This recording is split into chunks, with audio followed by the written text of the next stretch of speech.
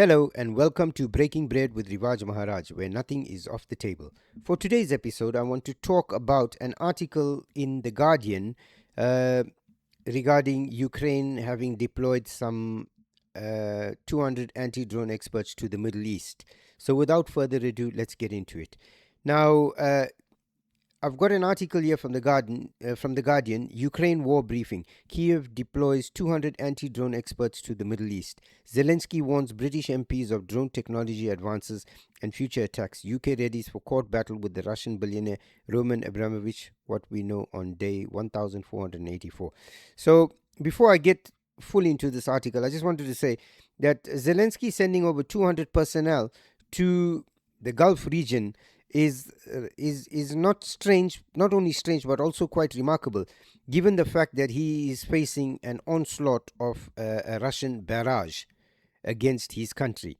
And he's going around the world with a begging bowl, holding the UK down to their 500 million aid package that they've promised, holding the EU down, begging every day for the 90 billion euros of aid that they promised that he was meant to receive 3 months ago, and how it's going to hamper their efforts this year and next year in terms of their government and the resources that they have available to tackle the Russians.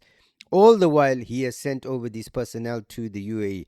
This, I'm going to say again, is Zelensky trying to make himself relevant and trying to make his conflict with the Russians relevant as well, because they are fading into obscurity. The Americans cannot be bothered about what the Ukrainians are going through because they've said that they want an end to the Ukraine-Russia war.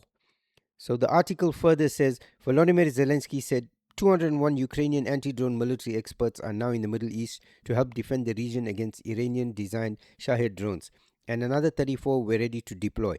These are military experts who know how to help, how to defend against Shahed drones. Our teams are already in the Emirates, Qatar, Saudi Arabia, and on the way to Kuwait.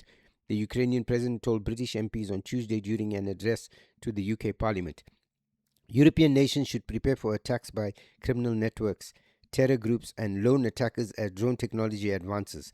Zelensky warned British MPs. Zelensky in London to meet UK Prime Minister Keir Starmer said it was no longer just a wealthy madman like Putin who could afford mass attacks, Pippa Crerar reports. The EU foreign policy chief Kaja Kallas warned Russia stands to gain from higher energy prices and rerouting of advanced air defense systems from Ukraine to the Middle East. But she said Ukraine remains Europe's top security priority and attention for Ukraine will not be allowed to fizzle out. Kallas also pushed back against a call by Belgian Prime Minister Bart de Wever to normalize relations with Moscow and regain access to cheap Russian energy. If we just go back to business as usual, we will have more of this, more wars, Kallas said. We have seen this before, so we have to be very vigilant and not to actually give Russia what they want because their appetite will only grow. Finland's President Alexander Stubb agreed with Kallas, saying the Iran war was bad for Ukraine. So, this I'm attaching this article here. You can have a look at it. But Kallas's remark and Finland's president's remarks only go to prove that any dissent, any sanity within the EU regarding Russian energy. Let's look at it logically. The war in Ukraine on behalf of Europe and the UK has been lost. The Russians are making advances. Now, the Middle East war threatens to destabilize the entire world because of energy resources. Ukraine put us on a path to higher energy prices, but what has happened in the Middle East has only exacerbated that, and it's now at critical levels. But rather than saying, let's pivot to somewhere where we can control it and stabilize it and then head back to Ukraine, no, Ukraine has to be front and center. And, even when you look at what, the Belgian Prime Minister had to say, he's immediately shut down.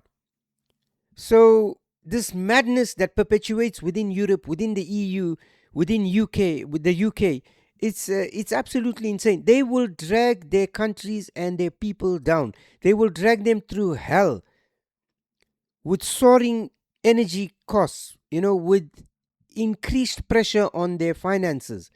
just to prove a point, and a point that they're not even able to make because they're getting hammered. When politicians behave in this manner, it is really sad because they are put into power by their people. Well, in this case, a lot of them are just nominated, they're not even elected. And, it just goes to show how they have hijacked the entire political system and are dragging the entire continent down with them. It just doesn't make sense. And Zelensky continues to spout his nonsense all the while they've been thieving and stealing the money and the weapons that have been going into Ukraine just for their own benefits. It's sad. The Ukrainian people have suffered. I don't know how long this is going to continue, but our governments need to wake up. They cannot continue supporting this madness at the expense of their populace back home, because sooner or later the penny is going to drop and these governments are going to fall. So we're going to keep an eye on this, and I want to thank you for joining us on this episode. We look forward to seeing you in the next episode. Please remember to like, share, and subscribe, as it helps us with the algorithm and it helps our channel to grow.